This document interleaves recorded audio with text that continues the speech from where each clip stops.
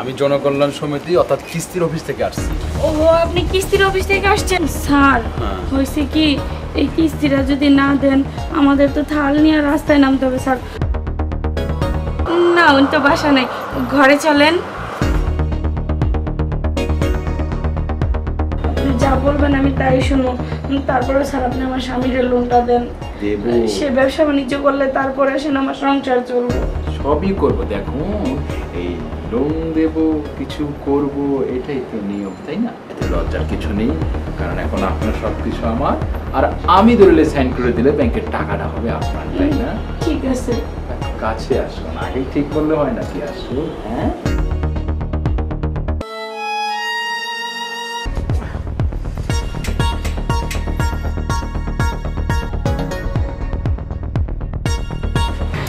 নিজের ধন করে খেলা। হ্যাঁ কি রে?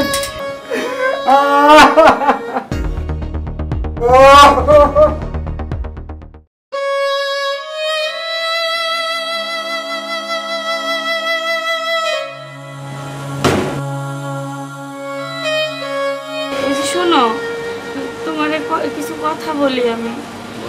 তুমি এইভাবে মন খারাপ করে থাকলে বা এভাবে ভাঙা পড়লে হইব? আল্লাহ একটা না একটা ব্যবস্থা ঠিকই করব। তুমি এত টেনশন করো না।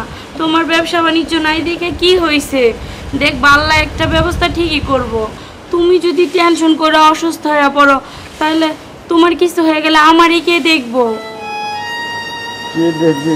আমার কিচ্ছু ভালো লাগে না বল। এই যে আমার ব্যবসা বাণিজ্য কিচ্ছু নাই, এখন কি দিয়ে তোমাদের খাওয়াবো, কি দিয়ে তোমাদের এই বরং ফসল কিনবো, আমি কোনো কিচ্ছু ভেবে পারি না। দেখো আমার যথেষ্ট ভরণ পোষণ দিছ, আমার আর ভরণ পোষণ চাই না। আমি চাই তুমি চিন্তামুক্ত থাকো, তোমার যে তার টেনশন না করো। আল্লাহ একটা না একটা ব্যবস্থা করবো। আমারে যা দিছো তাতেই আমি আলহামদুলিল্লাহ, আমার আর প্রয়োজন নাই।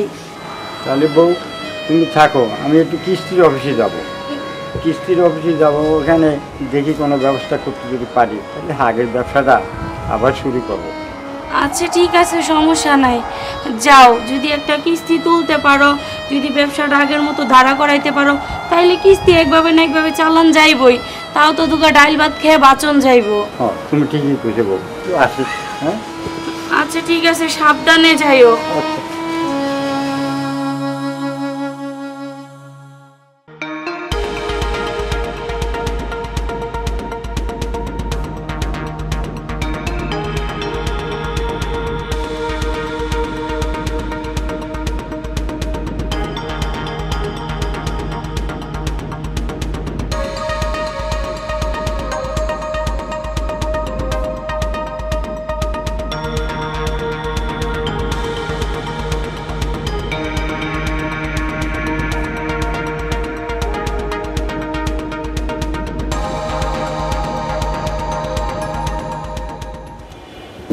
রাজ্জাক সাহেব, রাজ্জাক সাহেব।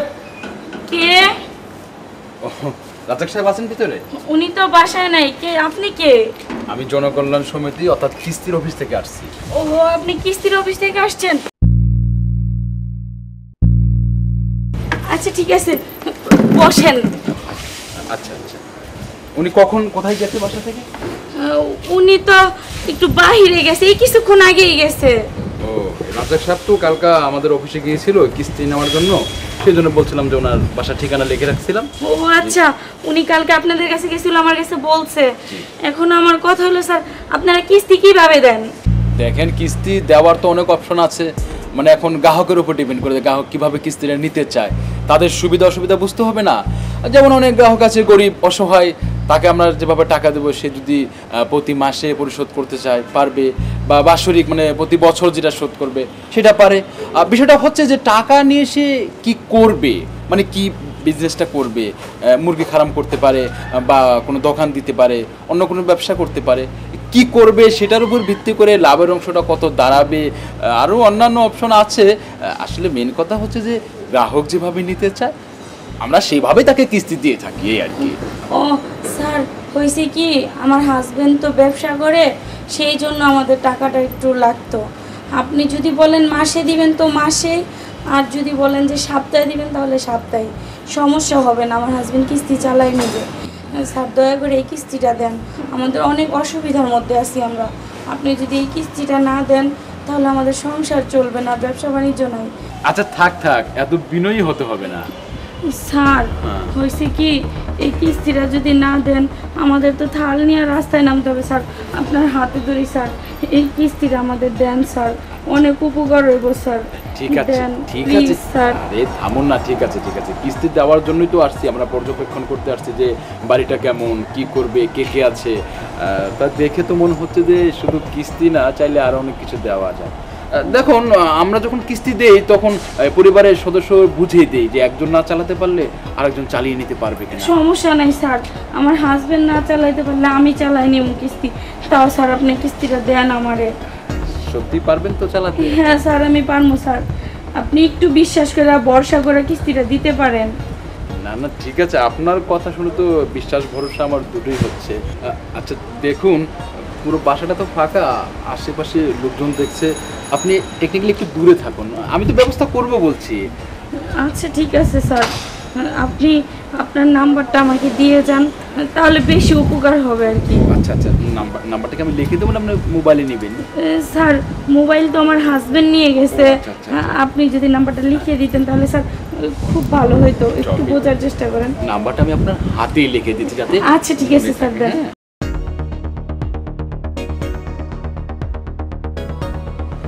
ঠিক আছে স্যার, আমি এই নাম্বারটা আমার ফোনে তুলে নিও, আর আপনার সময় মতো কলও দিব আমি, আপনি টেনশন করেন না। দেখুন আপনি আমাকে ফোন করে আপনার বিষয়টা বলবেন, আর আমি উপর মহলে আপনাদের কিস্তির ব্যাপারে কথা বলবো। আচ্ছা ঠিক আছে, সমস্যা নাই, আমি তাহলে রাত্রে আপনাকে কল দিব। আপনি আপনার সময় মতো কিস্তি পেয়ে যাবেন, আর আমারটা একটু খেয়াল রাখবেন। আচ্ছা ঠিক আছে, সমস্যা নাই, আপনার দিকে আমি সম্পূর্ণ খেয়াল রাখবো, আপনার নাম্বার আমি কলও দিব। আচ্ছা আমি যেটা বলেছি সেটা কিন্তু খেয়াল রাখবেন, আপনার আইডি কার্ড দিয়ে একটা সিম কিন্তু তুলে রাখবেন, বুঝতে পারছেন? আচ্ছা ঠিক আছে, আমি আজকেই গিয়ে একটা সিম তুলে রাখবো, আপনি টেনশন করেন না। দেখুন সিমটা কিন্তু অবশ্যই লাগবে, কারণ আমার অফিসের নাম্বার দিয়ে তো আর আপনার সাথে কথা বলা যাবে না, তো আপনার সিমটা থাকলে আমাদের কথা বলার সুবিধা হবে।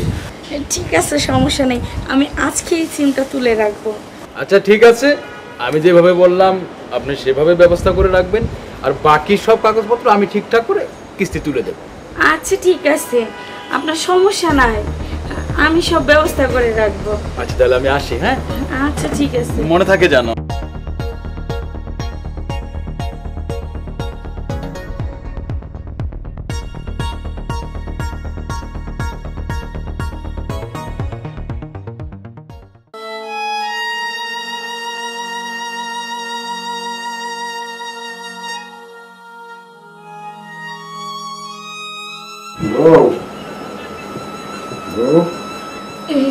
কি হয়েছে আপনার?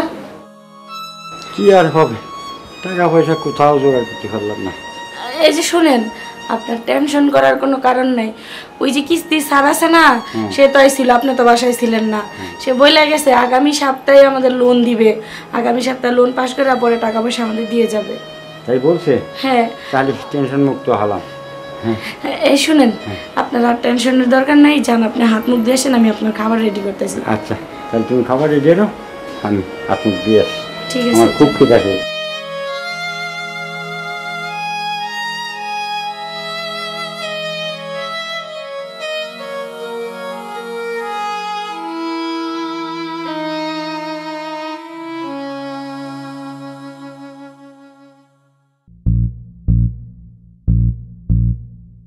হ্যালো।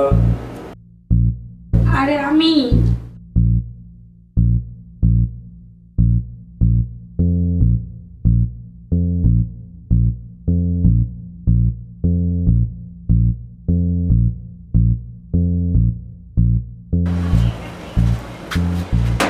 রাজ্জাক ভাই, রাজ্জাক ভাই। কে? আরে স্যার আপনি? বাসায় আছেন রাজ্জাক ভাই? না উনি তো বাসা নাই, ঘরে চলেন।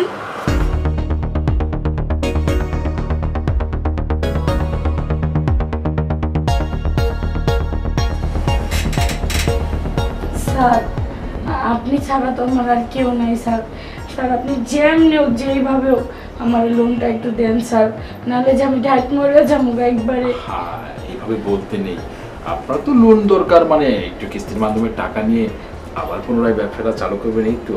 হ্যাঁ আপনি ব্যবসা চালু করবেন, আমি না হয় নতুন করে আপনাকেই চালু করি, তাই না? হ্যাঁ ঠিক আছে, আপনার যা করার মনে হয় তাই করেন, কিন্তু আমার স্যার লোনটা প্লিজ স্যার দিবেন। দেব বলছি তো।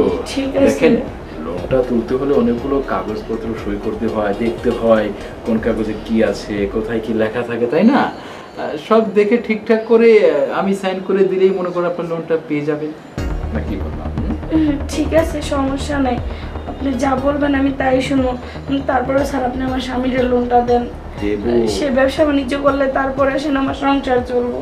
সবই করব, দেখুন এই লোন দেব, কিছু করব, এটাই তো নিয়ম, তাই না? কি আপনি দেখি অনেক লজ্জা পাচ্ছেন। দেখুন, আপনি যদি এত সংকোচ প্রকাশ করেন তাহলে দরকার নেই, থাক। স্যার স্যার আপনি যেমন হোক আমার লোনটা দেন স্যার, আমি না হলে তো বাঁচবো না স্যার, আপনি যা খুশি তা করেন স্যার, আমি একটা মেয়ে মানুষ আর আপনি একটা বাইরের পরপুরুষ, আমার তো লজ্জা করবেই স্যার, তারপর আপনি আমার লোনটা দেন। তা তো বটেই, তা তো বটেই, কারণ নারী লজ্জা তো করবেই, তাই না? এতে লজ্জার কিছু নেই, কারণ এখন আপনার সব কিছু আমার, আর আমি দলিলে সাইন করে দিলে ব্যাংকের টাকাটা হবে আপনার, তাই না? ঠিক আছে। একটু কাছে আসুন, আগেই ঠিক বললে হয় নাকি? আসুন। হ্যাঁ,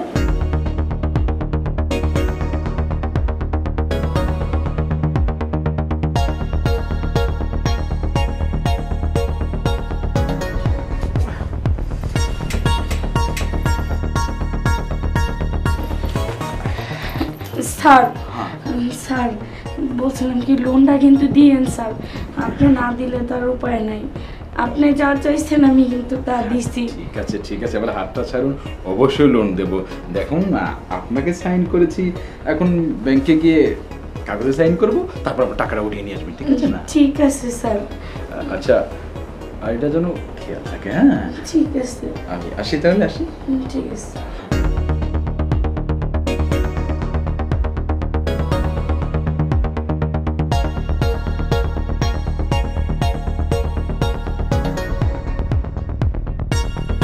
আচ্ছা তাহলে ওটাই থাকলো, আমি এক সপ্তাহের মধ্যেই সব ব্যবস্থা করে আপনাকে টাকা দিয়ে দিব। আচ্ছা ঠিক আছে, কথাটা যেন মনে থাকে স্যার, এক সপ্তাহের মধ্যেই কিন্তু দিবেন। এক সপ্তাহের মধ্যেই আপনার কাছে টাকা চলে আসবে, কিস্তির ব্যবস্থা আমি করব, তাই না? আচ্ছা ঠিক আছে। তাহলে আসি। হ্যাঁ, আচ্ছা।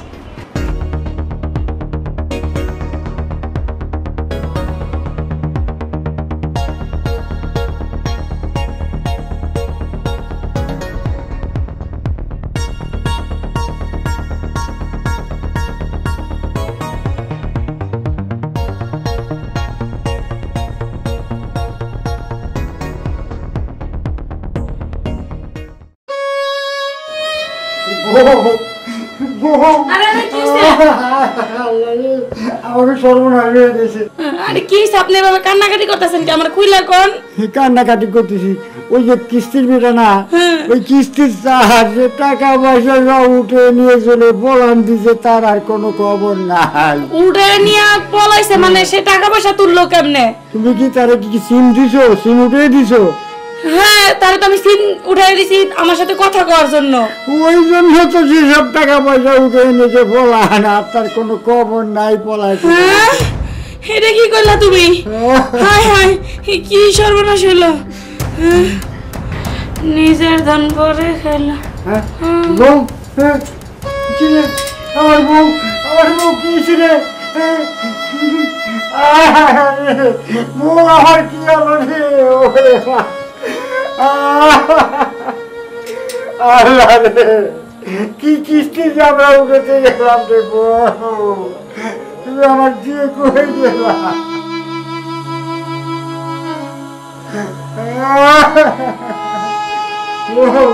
তুই কথা কহ।